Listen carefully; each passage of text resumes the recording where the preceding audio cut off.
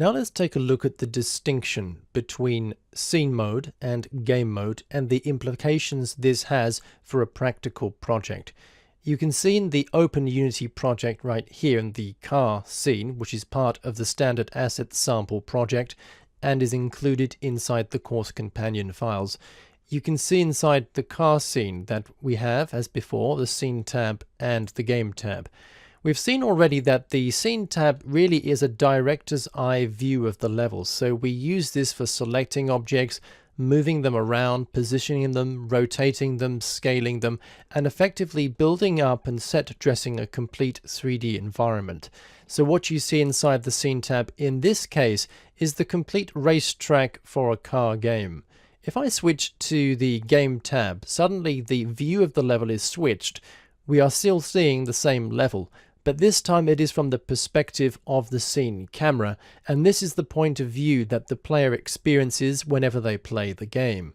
This means that when we switch to the game tab and we press the play button on the toolbar, we are playing the game and we are playing it from the perspective of the camera inside the scene.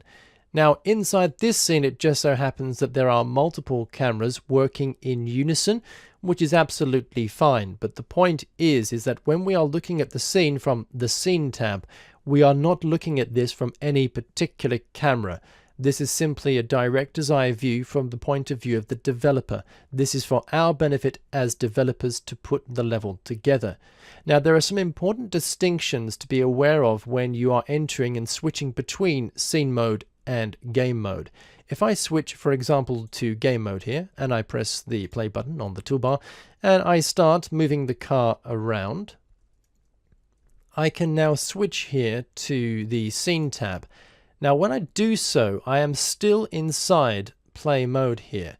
So the game is still active, the game is still being played, but I'm viewing the level now not from the perspective of a camera, but from the scene view perspective. If I double click on the car, for example, I can see that the car object is active. I can see the exhaust fumes, I can see the headlight, and I can even still move the car around. And notice that the physics is taking effect as I do so. For example, if I lift the car up off the ground and release my mouse, it actually falls back down again under the effects of gravity. And actually, if I move the game tab and the scene tab side by side, and I lift the car up, you can see that that's actually taking effect in game. In fact, I can actually completely relocate the car to a different area of the level while the game is running, and then switch back to the game tab and continue to resume play. Notice that as I'm moving the car around, the position, rotation, and scale values are still updating here inside the Object Inspector. So what the Object Inspector is showing me are the latest values. In fact, I can come into here and start entering in values to reposition the car from the Object Inspector here. So we still have live control over changes that can be made to the level while the game is in play mode. In fact, I can even take obstacles in the level. Let me just turn the car around so that I can face the right direction here. So for example, even this kind of ramp object here, I can select the ramp object. And in this case, I can't actually move the ramped object because it's actually labeled as static. And all static objects are non-movable. But if I stopped playback for a moment and selected that ramp, for example, and I deactivated its static status so that it was no longer a static object, I could then press play on the toolbar. I could then come and grab that ramp object and even move it off, and I'm suddenly moving areas of the environment here.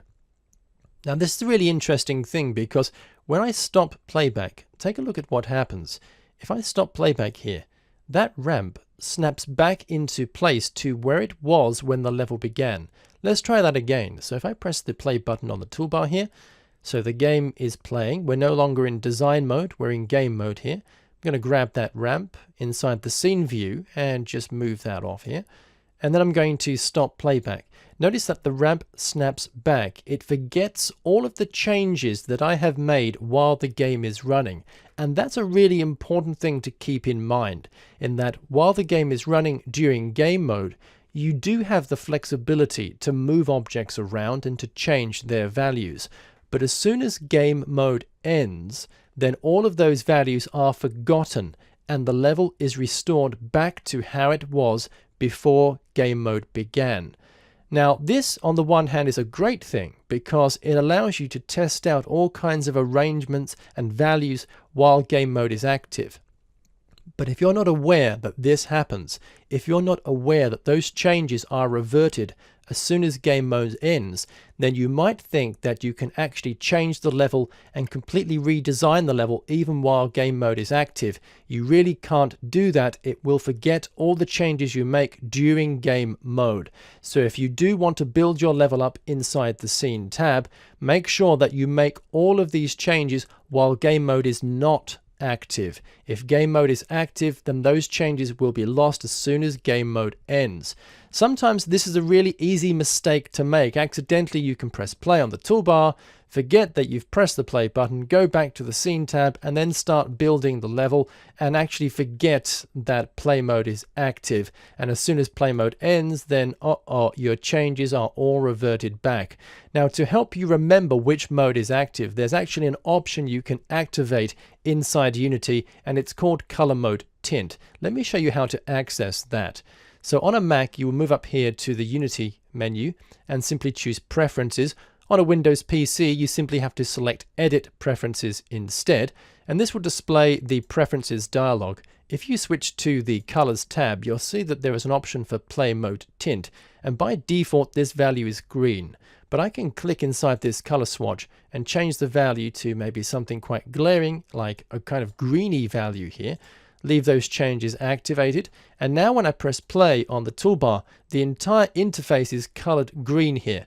Perhaps this is a bit too light, but the point is this completely color grades the interface for as long as play mode is active, and this can help to remind me that play mode is active when the interface is this color. I can play my games, but when the interface is this color, don't make any lasting changes because you're in play mode. So that's the key difference between scene mode and game mode.